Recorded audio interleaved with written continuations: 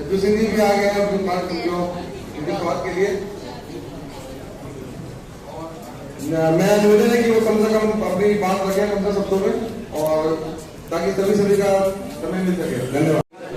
भारतीय बौद्ध महासभा के सभी हमारे पदाधिकारीगण, सीएम पीपल साहब, चेयरमैन साहब और सभी आप भारतीय बौद्ध महासभा के कार्यकर्ता रहे हैं इधर उधर से, सब मैं सबको जानता हूँ। मेरी काफी उम्र है, 76 साल हो गए मुझे आप सब लोगों को देखते हुए। मैं सबको जानता हूँ, सबको पहचानता हूँ और मेरी मेमोरी अभी ठीक ही है। धन्यवाद।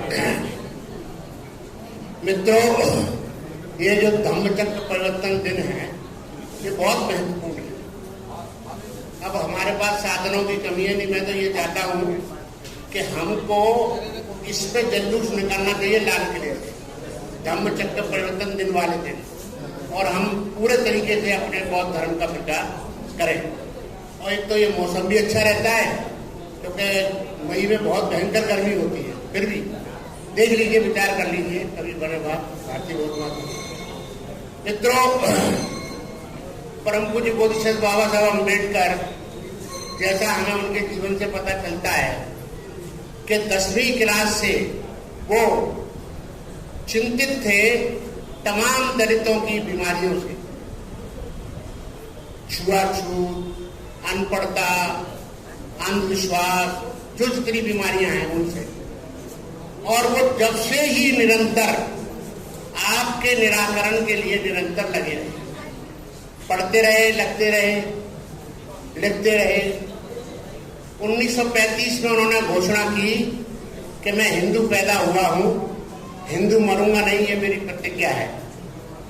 तो 1935 से फिर वो लिखते रहे, भगवान बुद्ध और उनका धर्म ग्रंथ हाथ में था, चलाते रहे, जानकारियां लेते रहे, पूरे संसार से बुद्धिज्म को ढूंढते रहे, खंगालते रहे। बाबा साहब भगवान बुद्ध को जिस तरीके से ब्राह्मणों ने विकृत किया उनके साहित्य को, उस सारे साहित्य को खंगाला।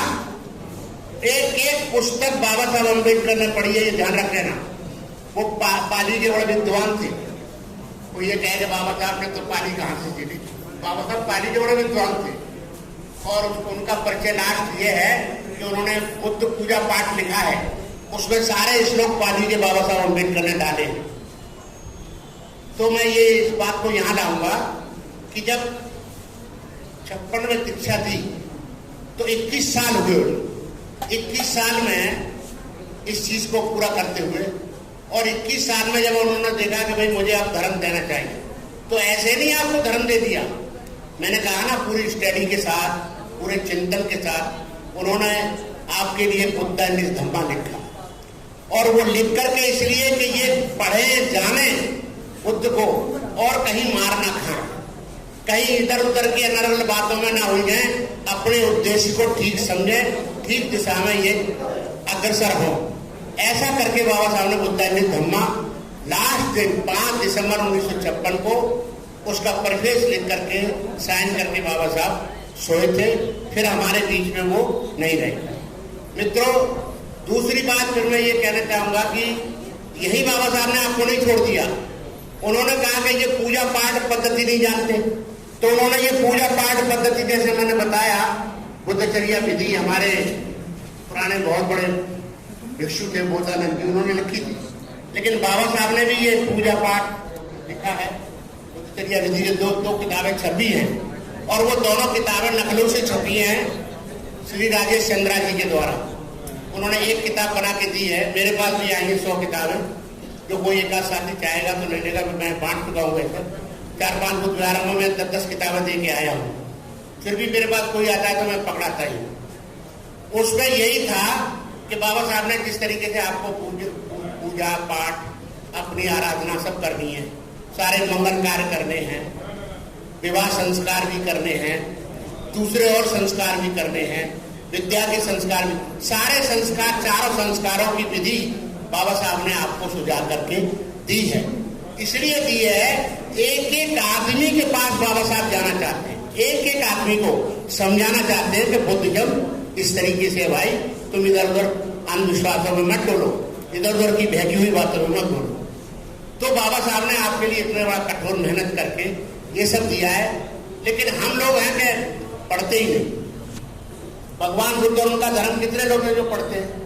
हम रातों दिन 56 से मेरी 56 साल हो गई वर्ष अम्बेडकर भवन में।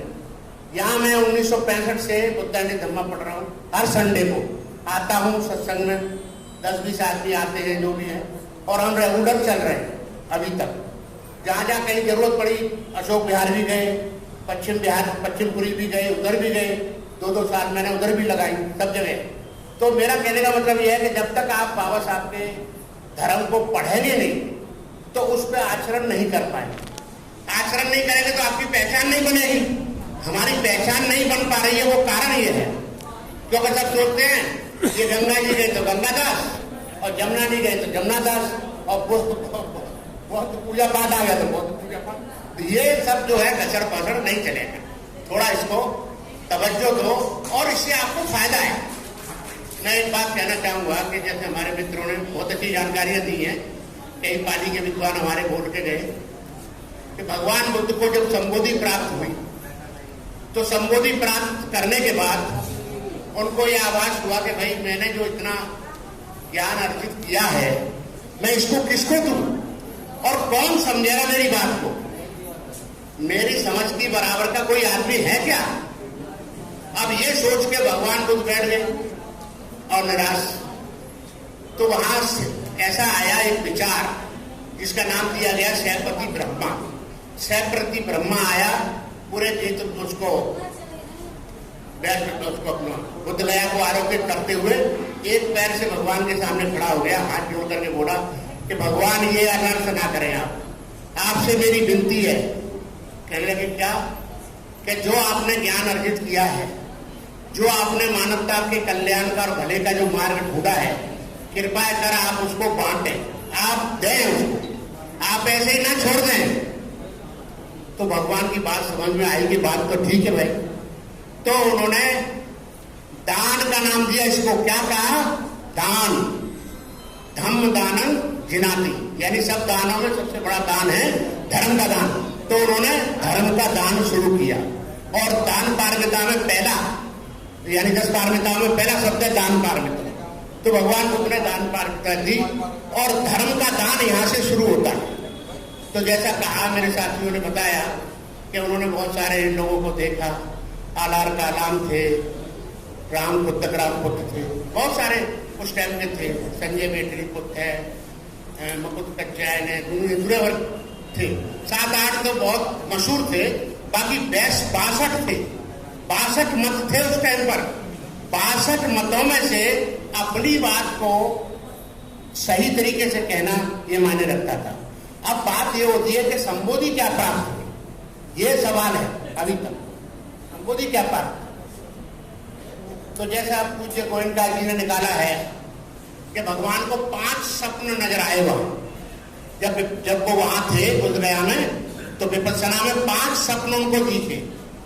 एक स्वप्न तो ये था, अब जैसे एक मेरे मित्र कह रहे थे कि बौद्ध धर्म से पहले कोई धर्म नहीं था, ब्राह्मणी धर्म था भाई।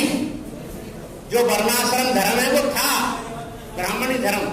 उसी के पैरेलल में तो बाबा साहब ने ये खड़ा किया, भगवान बुद्ध ने ये 4 यार शब्द जो दिए, उसी के पैरेलल में ये जो 4 वेद हैं, इसमें ये अलग बातें लिखी थी कि ब्राह्मण जो ब्रह्मा के मुख से पैदा है, उसको झूठ साबित करने के लिए भगवान बुद्ध को ये धर्म आपको देना पड़ा।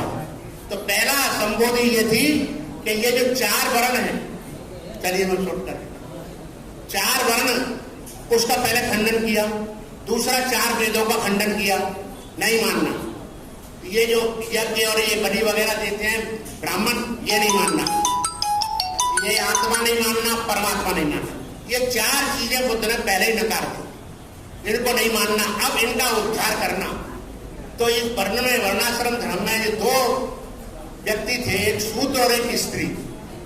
शूद्रों का भला नहीं था ब्राह्मणी धर्म में, स्त्रियों का भी भला नहीं था। तो भगवान बुद्ध ने इनका भला किया, स्त्रियों का भी भला किया और शूद्रों का भला किया। शूद्रों का भला ऐसा किया कि बाबा साहब ने रिलीजियस हिंदुइज्म के साथ साथ में वो समग्र क्रांति लिखी है ना, काउंटर प्रतिक्रांति। तो प्रतिक्रांति क्या थी कि भगवान बुद्ध के आशीर्वाद से सम्राट अशोक जैसे, चंद्रगुप्त जैसे बलशाली राजा इस वर्ग के पैदा हो गए। उसी को लेकर के बाबा साहब ने कहा कि उसके बाद में फिर ब्राह्मणी धर्म ने ये कर दिया, क्रांति को मटिया में कर दिया, फिर क्रांति बाबा साहब दे रहे हैं। तो बाबा साहब ने आपको इतने खोज के साथ धर्म दिया है, और मैं अभी लंबी बात नहीं कर रहा, एंड ही कर रहा हूं। तो कहने का मेरा मतलब है कि बहुत यथक प्रयत्न के साथ मित्रों, एक छोटी सी जानकारी दे रहा हूं। मैंने कहा ना राजेश चंद्रा जी, लखनऊ में राजेश चंद्रा हैं, उन्होंने छोटी छोटी 5x5 की कोई 10-15 किताब निकाली है छोटी छोटी। उन किताबों को वो फ्री बांट रहे हैं और पूरी दुनिया में जा रही है। और हर किताब में एक बात उन्होंने बाबा साहब की रखी है, वो जरूरी है कि दुनिया के लोग इस बात को मान रहे हैं कि भगवान बुद्ध को दोबारा से सही तरीके से अगर किसी व्यक्ति ने प्रस्तुत किया है तो वो परम पूज्य डॉक्टर बाबा साहब अम्बेडकर है। हम उनको साधुवाद देंगे, हम उनको ग्रहण करें। तो दुनिया के इंग्लैंड के 50 पादरी, उसमें बाकायदा उसमें किताबों में नोट है, अमेरिका के और मुसलमान तमाम अरब कंट्री के, उन सब ने चिट्ठियां लिखी हैं और अपना इंट्रोडक्शन दिया है कि भाई हम बाबा साहब की बात से सहमत हैं और हम बौद्ध होने जा रहे हैं। तो मित्रों, इतनी बात कहकर के अपनी बात समाप्त करता हूं और आप सबको साधुवाद, आप सबको आशीर्वाद और आपको शुभ आशीर्वाद भगवान बुद्ध का हो, कल्याण हो। जय हिंद।